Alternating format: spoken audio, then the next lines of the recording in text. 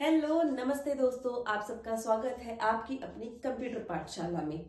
तो आज मैं आप सबके सामने आई हूं एक और नया टॉपिक लेके, and that is parts of computer. ठीक है, तो जैसे हमारे बॉडी पार्ट्स होते हैं, कोई भी ह्यूमन बीइंग होता है उसके बॉडी पार्ट्स होते हैं, eyes, nose, lips, ears, hands, legs, उसी तरीके से जो कंप्यूटर होता है उसके भी पार्ट्स होते हैं। तो बेसिकली जो कंप्यूटर होता है उसके चार पार्ट्स होते हैं। फर्स्ट होता है आपका इनपुट डिवाइसेस।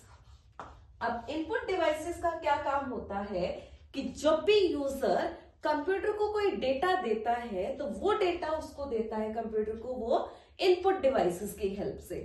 अब इनपुट डिवाइसेस भी बहुत सारी तरीके की होती हैं, जैसे आपके पास माउस है, कीबोर्ड है, वेबकैम है, माइक्रोफोन है, स्कैनर है। ये सारे किसके पार्ट्स होते हैं? इनपुट डिवाइसेस के पार्ट्स होते हैं जो कंप्यूटर को क्या देते हैं? डेटा देते हैं। तो क्या क्या बताया मैंने अभी? मैंने कीबोर्ड बताया, mouse, scanner, microphone and webcam. इन सब के बारे में आगे आने वाली वीडियोस में मैं आपको डिटेल से बताऊंगी। ठीक है, इसके बाद जो सेकंड पार्ट होता है कंप्यूटर का, वो हमारे पास आता है सीपीयू। सीपीयू कंप्यूटर का सबसे मेन पार्ट होता है। जिस तरीके से हमारी फैमिली में जो हमारे बड़े बुजुर्ग होते हैं उनके बिना हमारी फैमिली नहीं चल सकती, उसी तरीके से बिना सीपीयू के कंप्यूटर नहीं चल सकता है। तो जो कंप्यूटर का सबसे मेन पार्ट होता है वो आपका सीपीयू होता है। दूसरा, सीपीयू को कंप्यूटर का ब्रेन बोला जाता है। कोई भी ह्यूमन बीइंग है वो बिना दिमाग के काम कर पाता है? नहीं कर पाता। उसी तरीके से बिना सीपीयू के कंप्यूटर काम नहीं कर पाएगा। अब बात आती है सीपीयू की फुल फॉर्म की।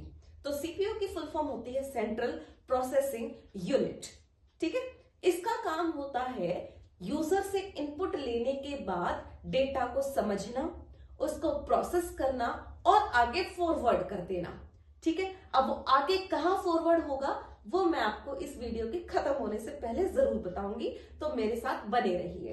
ठीक है, तो सेंट्रल प्रोसेसिंग यूनिट का काम होता है कोई भी जो डेटा होता है उसको प्रोसेस करना और जल्द से जल्द उस प्रोसेसिंग को कंप्लीट करना। जब हम कंप्यूटर चलाते हैं तो एक साथ हम बहुत सारे प्रोग्राम्स को ओपन कर सकते हैं। तो वो किस वजह से कर सकते हैं? क्योंकि हमारे पास सीपीयू होता है जो एक साथ मल्टीपल टास्क को कंप्लीट कर सकता है।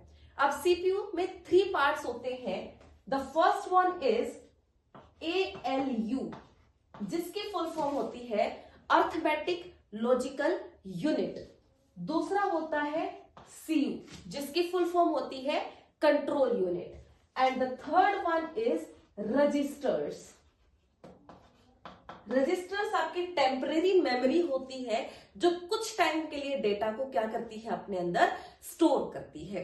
अब नेक्स्ट हमारी जो इनपुट डिवाइस आती है, I am so sorry, next हमारा जो पार्ट ऑफ कंप्यूटर आता है वो होता है आपकी स्टोरेज डिवाइसेस।